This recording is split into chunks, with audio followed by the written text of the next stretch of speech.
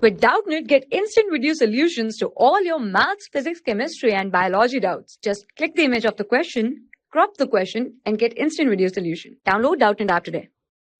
Hello, so our question is when enthalpy and entropy change for a chemical reaction are given respectively, we have to predict that the reaction at 298 Kelvin is what?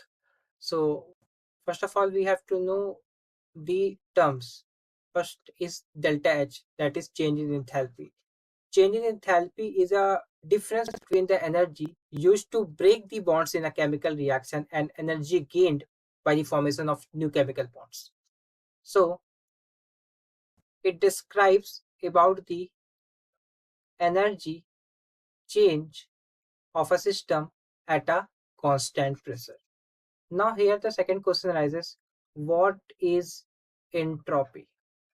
Entropy is the measure to randomness and disorder in the system.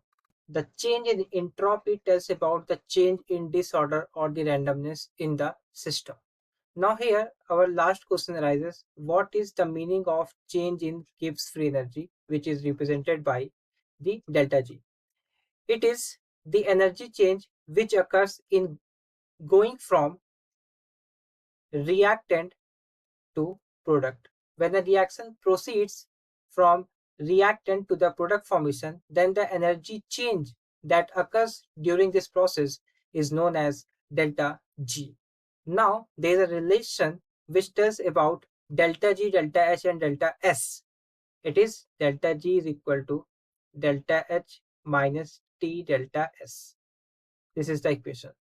Now putting all these values in this equation, which considered as first, it will be delta G is equal to, we have given the value of delta H, that is minus 2.5 multiplied 10 to the power 3 calories minus 298 Kelvin multiply delta S, we have given 7.4 calorie.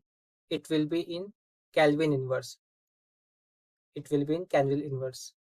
So from here we can say that Kelvin and Kelvin inverse got cancelled out and we get the delta G as minus 4705.2 calorie, which is the value of change in Gibbs free energy.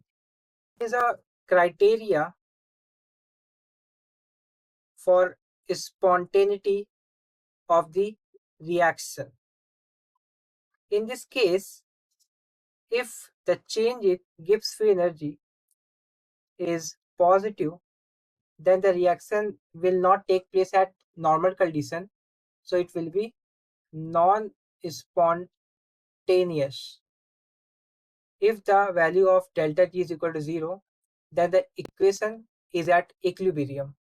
And now third option is, if the change in Gibbs free energy is negative, then it will be a spontaneous reaction. So from here we can say that our first option is correct because the change in Gibbs free energy as we have calculated is in negative. So from here we can say that our first option is correct. I hope you got my point. And here we can say that this is not possible because the change in Gibbs free energy is not positive, so it is not spontaneous. In this case of reversible, the delta G value should be equal to 0, and this is not irreversible also. So from here we can say that our first option, that is spontaneous, is correct. I hope you got my point. Thank you. For class 6 to 12, IIT JEE and NEET level. Trusted by more than 5 crore students. Download Doubtnut app today.